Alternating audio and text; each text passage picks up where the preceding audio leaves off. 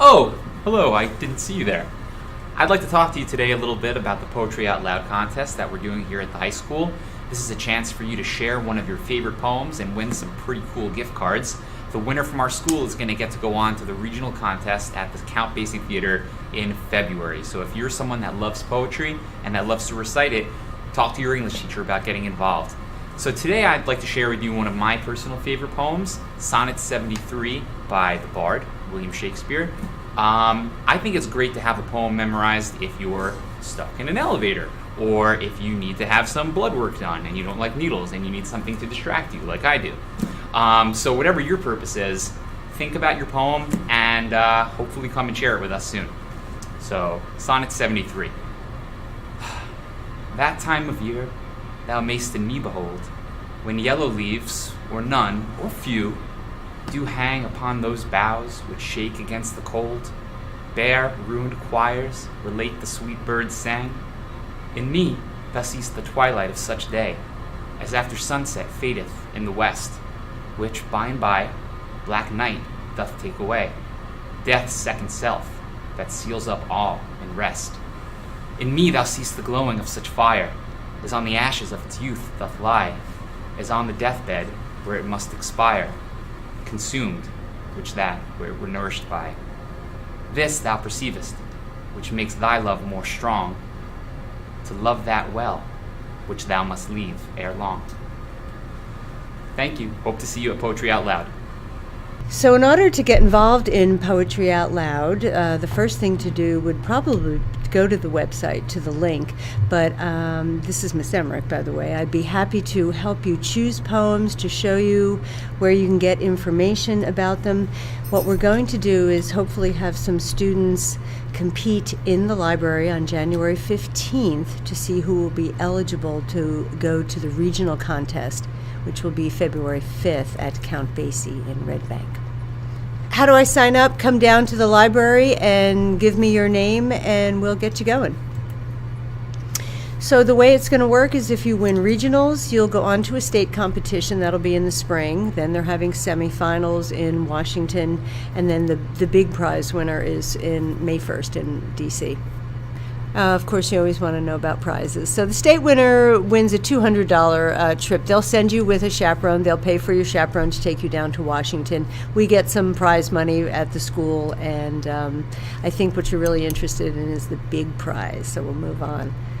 So there's a lot of awards and grants that will be given out, but the national champion will receive $20,000. Poetry Out Loud Source has an excellent, their link gives you the poets that you can choose from. The deal is you have to memorize one of their poems from their choices. So there's over 600 poems in there. There's a number of poets from every time period, from 1800s up to contemporary. So take a look in there and choose one of those. They also give you some models of what they're looking for. So what they're looking for in an effective recitation. These are some of the criteria that they're going to judge the contest on. You can read those yourself. This is kind of like a rubric that they're looking for. Their suggestion for the number of poems that you should memorize. So for this school final that we're having on in January, we're asking you only one. If you do move on to regionals, they suggest that you do memorize perhaps 3, be ready to have 3 different poems. State and national, you would definitely have to have 3 poems memorized. And the length is anywhere from 25 lines or on. I mean, it can be as long as you'd like.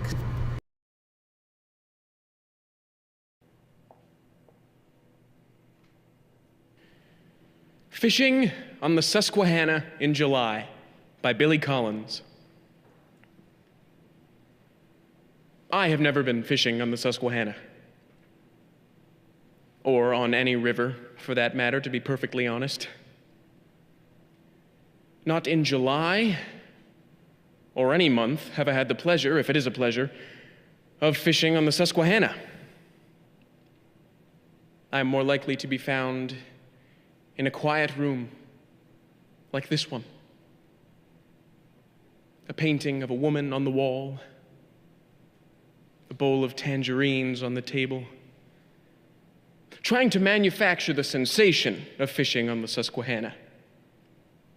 There is little doubt that others have been fishing on the Susquehanna, rowing upstream in a wooden boat, sliding the oars under the water, then raising them to drip in the light.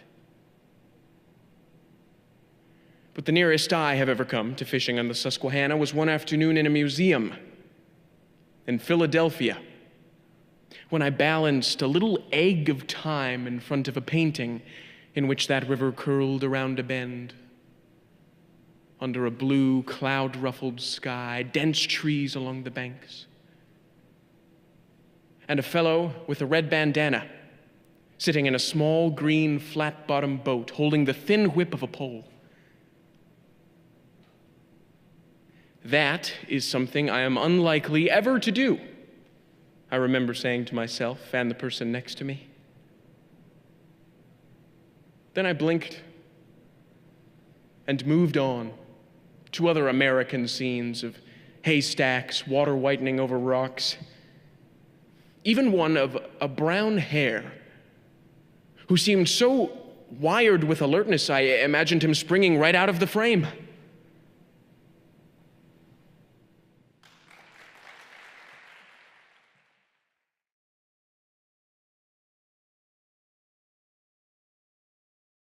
Tomorrow and tomorrow and tomorrow creeps in this petty pace from day to day until the last syllable of recorded time, and all our yesterdays have lighted fools the way to dusty death.